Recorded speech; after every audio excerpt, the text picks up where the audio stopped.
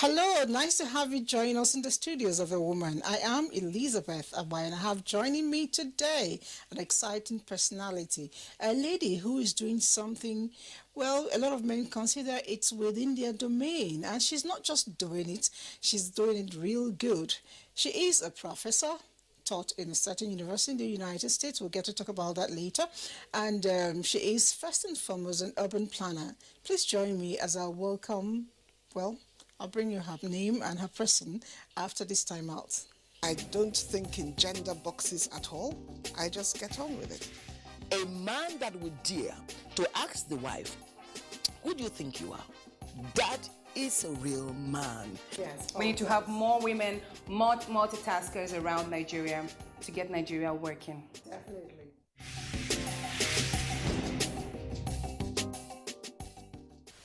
All right, the show is The Woman, and I have seated with me in the studio Professor Nmadili Okwumabua. Nice to have you. Thank you. All right. I mentioned earlier when I was introducing you that you're doing something men consider, quite territorial, which is urban planning, construction, architectural works, and all that. And you're not just doing it to earn a living. You're doing it, to create a mark. We'll talk about all those marks, later on. But I'd like to know what formed your opinion, what pushed you, what propelled you into this field. Okay, thank you so much once again for the invitation, excuse me, to present to everyone today. I have always loved architecture. I've always loved buildings. Buildings to me were like pieces of sculpture sitting in a garden. Ever since I was growing up in Nigeria, I would go around and just look at buildings and take pictures and then try and draw them, even go out and build my own foundations, sticks and stones and all that. I just love that expression. So while people like us were doing cooking with a tin of tomatoes and all that. Okay. Yes. I was outside building foundations as a kid with my brothers and sisters. So that's been my love for the built environment, and that's how I got into it, just a love for that kind of creation. All right, but you went out there and got trained to do what you're doing, and you stood out for something, which actually led to your foundation, the CPDI you're doing at the moment. Yes. I'd like to know, what is it about African, architectural designs that caught up with you? Okay, so my initiative is called CPDI Africa, which stands for the Community Planning and Design Initiative Africa. And what we try to do is bring about new architectural expressions for Africa and the diaspora that are culturally and environmentally sustainable, culturally and environmentally sound. So that is, let's say you're talking about Africa or Nigeria or diaspora communities, nation building, community building. What role does the architect, the urban planner, the engineer, the artist, what role do they play in shaping our environment? Not just to solve problems that we have in our communities, whether it's affordability, materials that we are using, but also to preserve our culture and identity. So I should be able to go through a community anywhere in Nigeria, let's say Yoruba land or Igbo land, and look around and say, oh, based on what I see, these must be designed and built by the people of Yoruba or Igbo, just from the aesthetics, right? The same way you're traveling through France or Spain or America, you're looking around, you see the buildings, you say, okay, maybe I'm in America, you see Eiffel Tower, okay, you see the Chinese architecture, I must be in China, because you know what it looks like. So for us as a people, again, whether you're in Africa, Nigeria, Ghana, Senegal, or you're in Haiti, you're in an African-American community, anywhere that the descendants of Africa have settled, when you're going through their communities, can you see beauty? Can you see them? Can you see the identity reflected? Okay, and you've done something quite spectacular. Sometime around 2013 or thereabouts in Germany, where you tried to introduce the bamboo building. Okay. Talk to us about it. Okay. 2016 actually. 2016, yes. I attended what they call Expo Real. It's in Munich. It's the #1 real estate investment platform in Europe, where people go to showcase their projects to billionaire investors who are looking to invest in something new and exciting, whether it's estates, hotels, resorts, whatever. So I'd actually had a booth at the Abuja International Housing Show. I had my designs on display, and a German, her name is actually Claudia Boymans. She runs Expo Real. She came to Nigeria specifically to find people, developers who were doing architecture that was spectacular, that was reflective of who we were. Like I said, our culture, our identity, and things like that. And she saw my booth and she said, "Oh my God, who are you? This architecture stands out from what I'm seeing everybody else presenting. I want to invite you to Germany. Come and tell German developers what they should be building in Africa when they get contracts. Don't come here and be building what they have in Germany and in Europe. Come and build modern African buildings like what I'm seeing in your display here." That's how I got to go to Germany, and I spent a week. It was unbelievable. People kept coming and asking me, do I speak German? Sprechen Sie Deutsch? Sprechen Sie Deutsch? I was like, nein, ein bisschen, because I do speak a little German. I was like, how may I help you? They were like, how much do you want? How much does it cost to build a whole community using your buildings? Mm-hmm. So it was very interesting. It was very exciting to see other cultures, non-African cultures, respecting our own heritage, our own designs that could build our own communities that would be so spectacular. So that's how I got to go to Germany in 2016. Now, my question is, how much of this has been appreciated, by our people, especially here in Abuja? Yes. I am really proud to say that with the years, I actually launched CPDI Africa in 2013. And over the years, I have been seeing more and more architects from Nigeria, of course, the Black American architects in the US, because I'm also half based there, beginning to appreciate this conversation. In the beginning, when I was first talking about it, okay, you all come, let us build some modern or design some modern African buildings. People didn't understand. They were saying, do you mean like a big hut with nice thatch roof? I said, it can be big now, but let it have more modern. They say, you mean a bigger hut? I said, no, I mean a true modern translation. So I now started running these architectural competitions, international, and architects now joined me. I said, anybody who can send me the most amazing modern African design, send to me. I'll give you money. I'll publish your works. I'll get you contracts. So people started sending in their designs.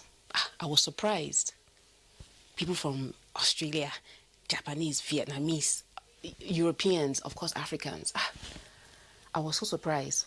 I now started doing these exhibitions. On my first exhibition, I packaged the works, like artwork, very big like this, framed and put them on easels.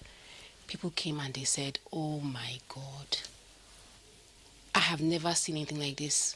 I didn't know it was possible. I mean, you talk about fashion, African art. Now our music, all other forms of African creativity, people know and appreciate. But architecture, which is the biggest form of art, they had never seen it translated in our own identity. Oh, this is so beautiful. I never thought this could exist. How can I get one? Where are you building them? I say, wow. So that showed that we did appreciate. If people had seen it and said, oh, this is so ugly, what nonsense, please give me my European design. No. African architecture, no, this is not it. If they had said that, then I would have failed and it would have proven that nobody can accept. But all the audience, wherever I am, Nigeria, if I'm in America, if I'm in Europe, they are like, this is beautiful.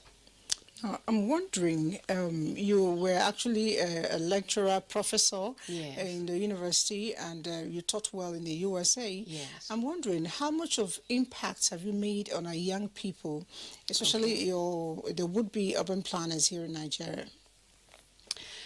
Very good question, because when you think about the fact that African Americans, they're descendants of Africa, and they are really trying to connect to their roots. So it was a very engaging conversation for them.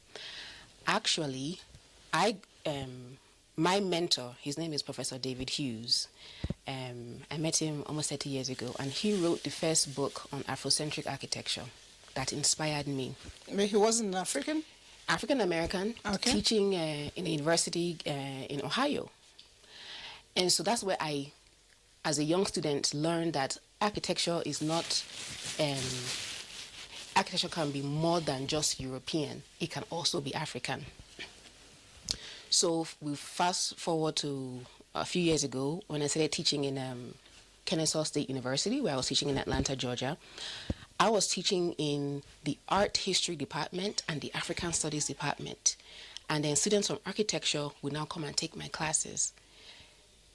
They were so proud because normally in School of Architecture, they may talk about the pyramids if they want to recognize that the pyramids are in Africa. But outside of the pyramids, in School of Design, you never come back to Africa. It focuses on everybody else's. So these students were always wondering, black people, don't we have our own? Does it exist? Where is it? If it doesn't exist, why? You know. So when they take my classes, they learn about the designs that we are doing.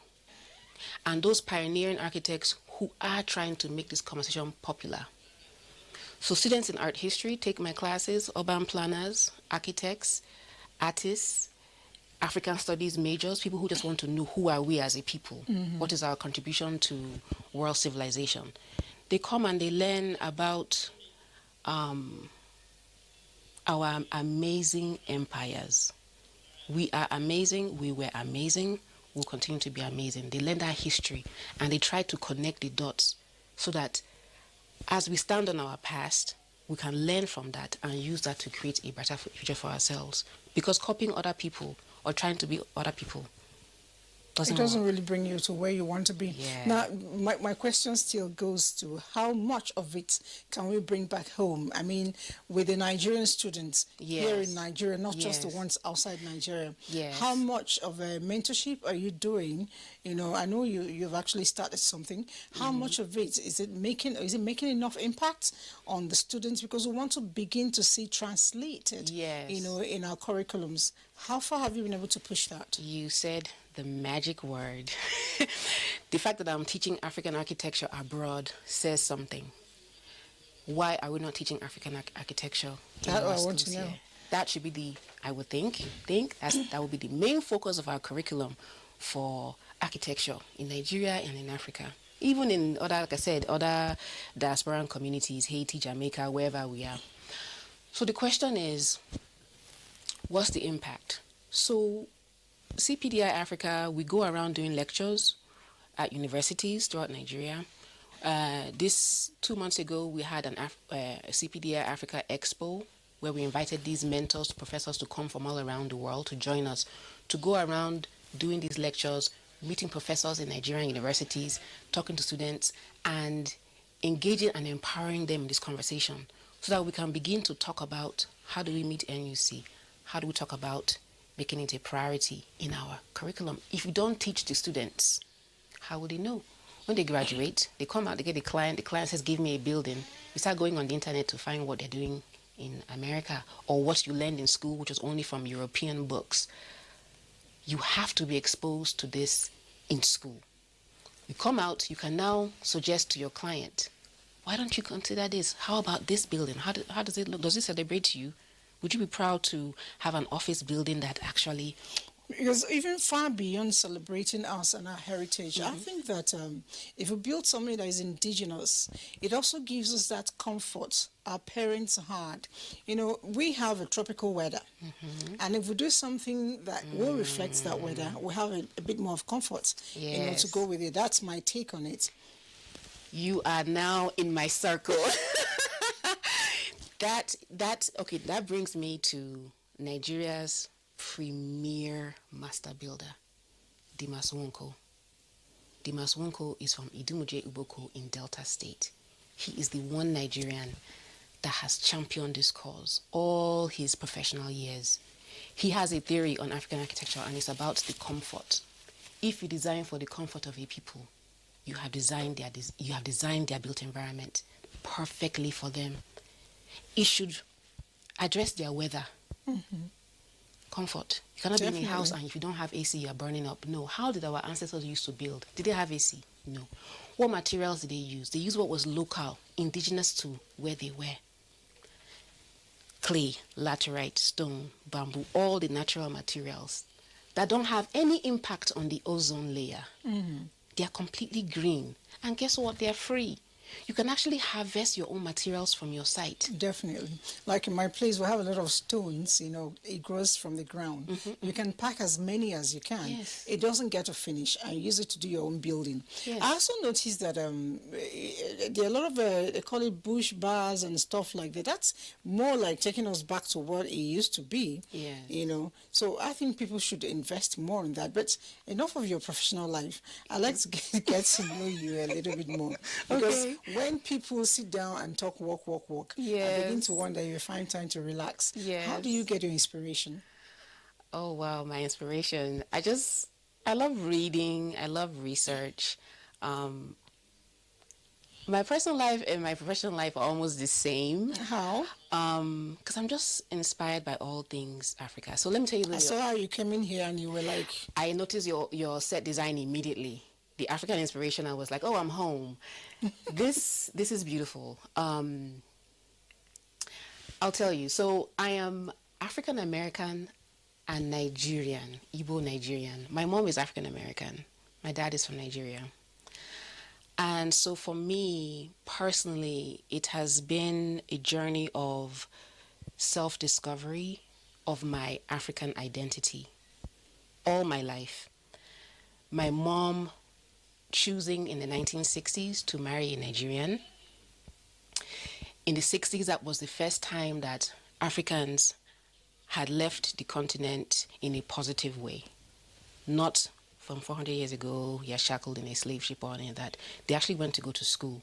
And for the first time, the Africans who went were now meeting the descendants of those who left in slavery. And my mom tells me this story. She says to my dad, she says, how come you all didn't come and save us all these years? And my dad said, we didn't know what happened to you all. I can't believe that. Yes. Asking your father why he didn't come to save us. us. Oh, and my dad said, I'm here now. We have met. That's like Prince Charming. Oh my goodness. I'm so happy that my mom said yes to my dad, because it really, it connected her back to the continent. And being an African American, I'm her child. I'm so blessed for that. I got Africa back through my dad. And so, as a Nigerian, as of Igbo descent, and as an African American, for me, it was just constantly, who am I? Who am I? What did my people bring? Let me find that out and celebrate it. Because, growing up in the US, which I also grew up in, being black is hard for so many reasons. You're always questioning your value. Why are you important? America's story. And so I always wanted to know who I was. Why should I be proud of myself? And it always brought me back home.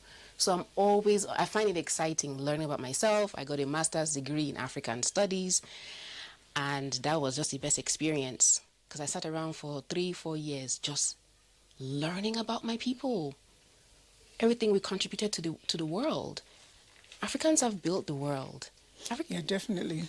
We make the world really proud, with our designs and creativity and our industry, spirit of industry. Now, when we are not working, we relax as well. I like to know what forms of relaxation for you beyond reading and research.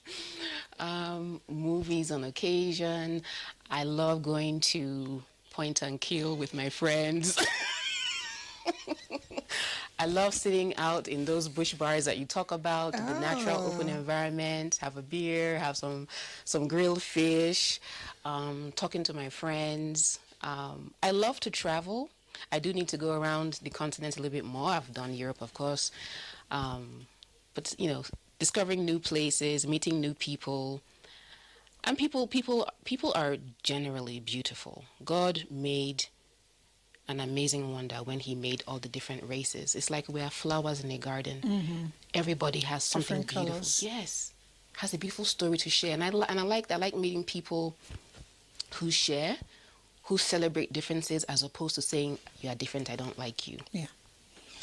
Yeah, discover the difference and find out what use that can be to you and the society generally. Yes. Now, discovering differences, I noticed something. A lot of times, women are kind of reticent. You're free. And you've taught a lot of women, growing up, young people. What do you think is one of our biggest issues, opening up and embracing and conquering the world?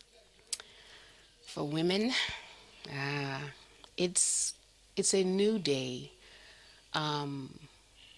Women are strong.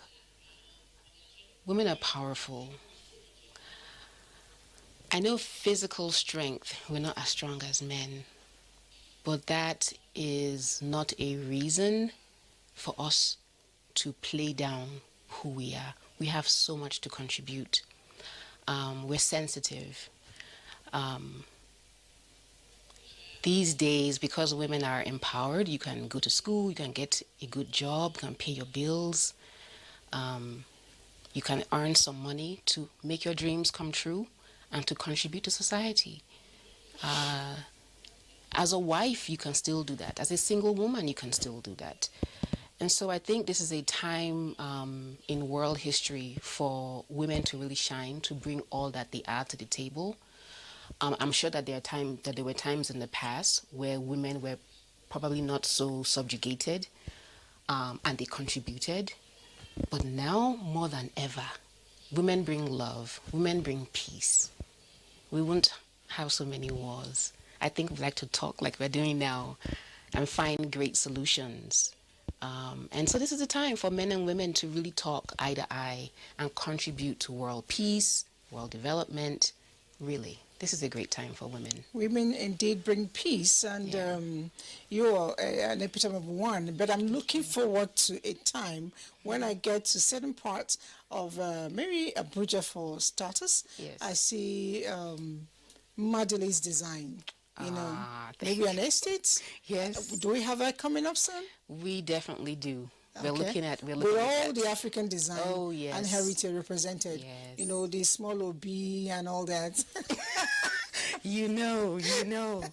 Yes. And a bit of a red mud. But this Yes. time you won't have to stain my clothes. That's right. It'll be a modern version. Very All right. modern. Thank you Yes. so much for coming on the show. Welcome. It's been quite inspiring. And I know that a lot of young people who are out there wondering, what do I do with myself? And if you like construction, this is where to take off from, toe the line.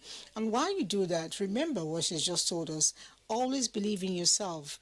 Represent Africa the way you should represent it.